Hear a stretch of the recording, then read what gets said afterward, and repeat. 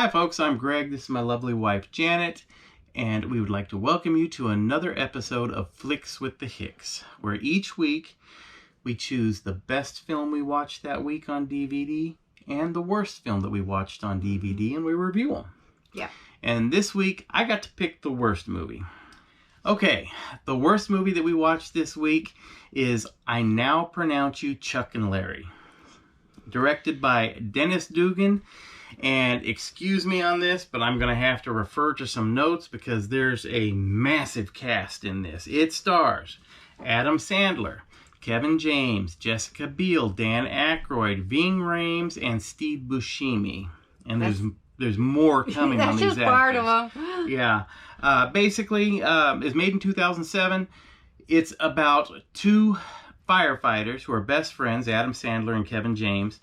And Kevin James is getting over the death of his wife from, I believe, a year previous.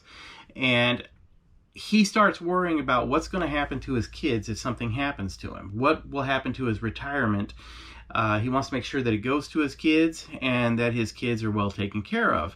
So he gets an idea of, why don't I marry my best friend, Adam Sandler? Yeah, they won't change the beneficiary because he waited too long. Yeah. Okay. So Adam Sandler reluctantly agrees to marry Kevin James. And there are some really funny parts in this film. Yeah. But when they move in together, calamity ensues. Steve Buscemi plays what would you call investigator. him? Yeah, social services or something like that. Yeah, and he's trying to catch them and prove that they are not really married because they love each other, that they're just doing this for financial reasons. And if he can do that, then they're in deep trouble. And so it is a funny movie, don't get me wrong. But this movie is a total mess. There's some funny parts in it, but it's so unrealistic. And there's also, that things are not going well in a film when they start having a massive amount of cameos of their friends and other actors. I mean, just for a split second, sometimes. Yeah, and just to give you an idea of the actors that were in this, just in cameos: Richard Chamberlain, Lance Bass, Dave Matthews from Dave Matthews Band, Rob Schneider, Tila Tequila, David Spade, Dan Patrick. I mean, they just kept popping up in scenes. I mean, David Spade is like... And it was almost as if... it. Yeah, well, it was almost as if we can't really find something that works for this scene. Let's go grab somebody here at the studio that is on their lunch hour and get them to play this character real quick. Yeah. I mean, it was just a mess. Yeah, it was. Like I said, it was a fun movie to watch. But looking back at it, is this the Adam Sandler brand movie? Yes, Happy Madison. Yeah, I think he's just throwing stuff together sometimes, and it just didn't work this time. Yeah, and it was a very successful film, though. They had a budget of $85 million. And it grossed $187 million. Wow. So it made $100 million. He's got a lot of fans. Well, they had all these cameos, and somebody's going to say, oh, so-and-so's in it. I got to go see him. I watched all his movies, and it'd be a cameo. Well, Adam Sandler has a big following. Yes, he does. That I think a lot of his fans would watch him if it was a movie about eating breakfast.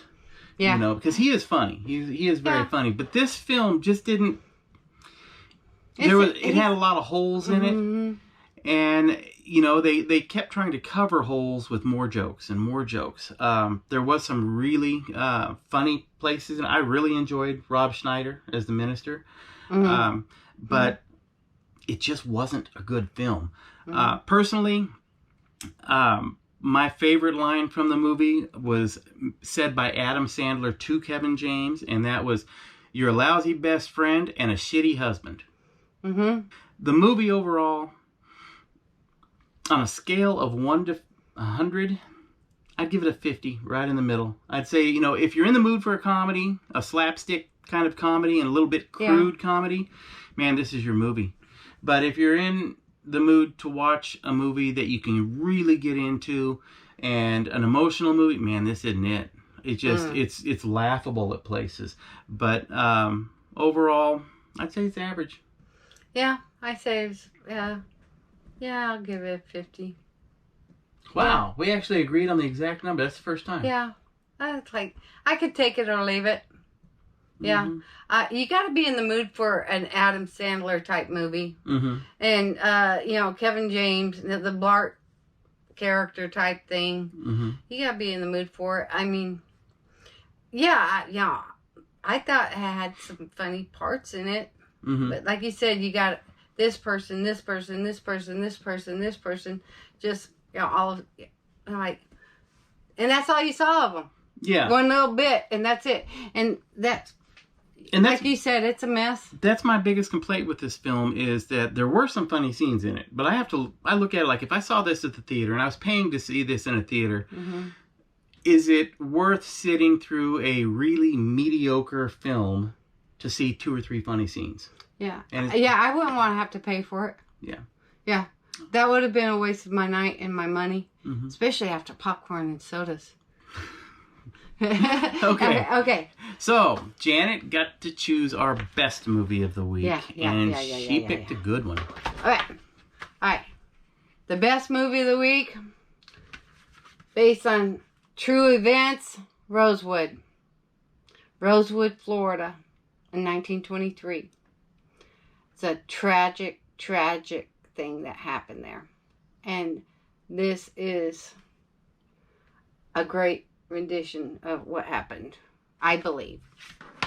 Who knows if they got all the facts correct, but something awful happened there in 1923. Okay. After World War I and all that, right?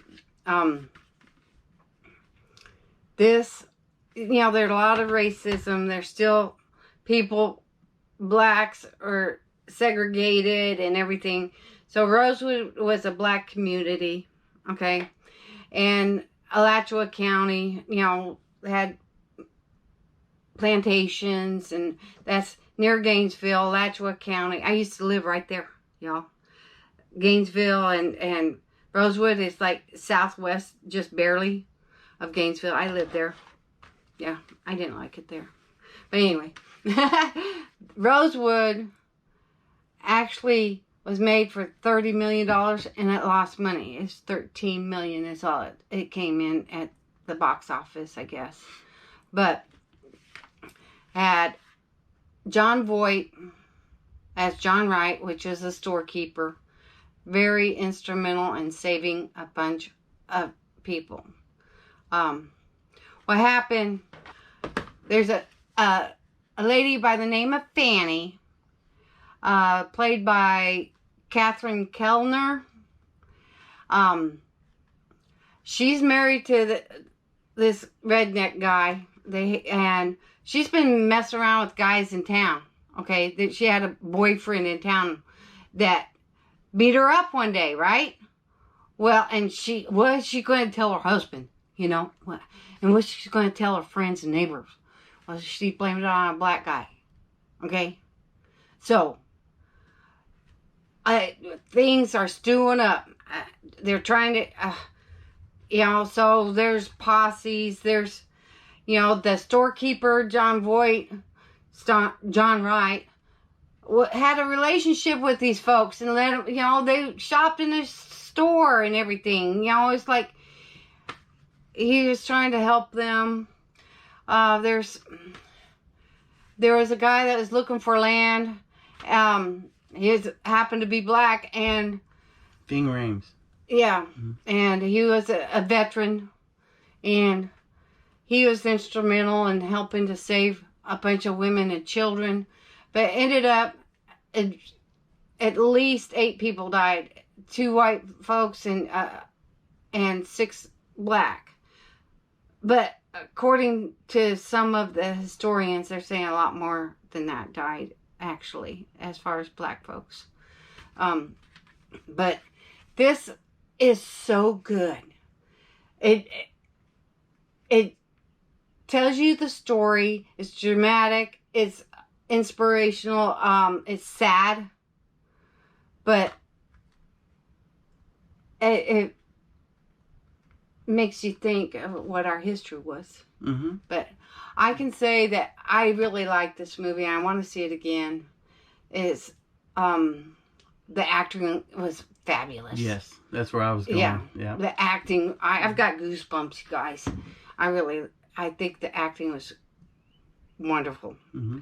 The story is sad, dramatic, heartbreaking, heartwarming. I mean, it gives you all those mix of feelings, which, you know, if they can portray a real incident and get you to realize and feel all this and everything, I think that makes it. I was shocked at how well acted this film was. Not only that, I was really shocked that the movie lost money. I had never even heard of this movie. And once I watched it, I was grabbing my phone and looking it up thinking, who was nominated for an Academy Award in this? Because I've never even heard of this film. But it really is a well-acted film. And I'm still not sure if this film was released at theaters or if it went straight to DVD or if it was on HBO or Showtime. It's 1997.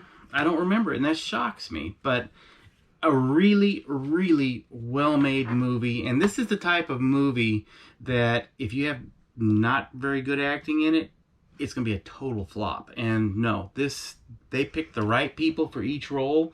Yeah. They were fantastic in this film. So. I guess maybe they didn't have enough promo or something. Or, you know, maybe there was a bigger movie out then.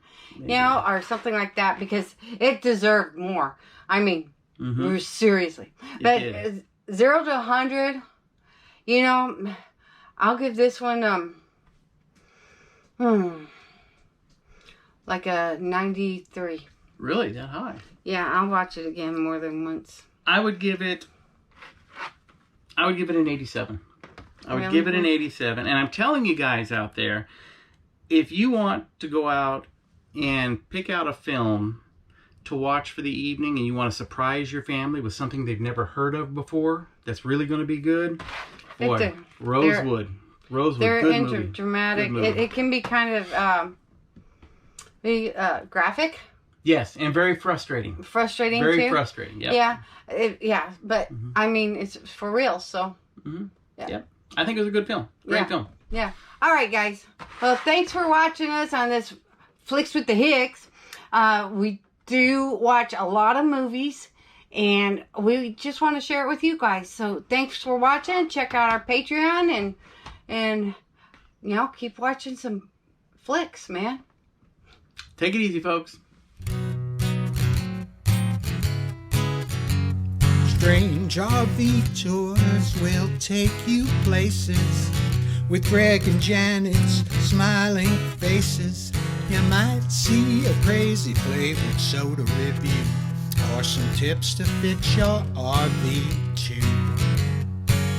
So come along, won't you join us, friend, as we discover what's around the bend. Just sit right back in your easy chair. Strange RV Tours is on the air. Strange RV Tours is on the air.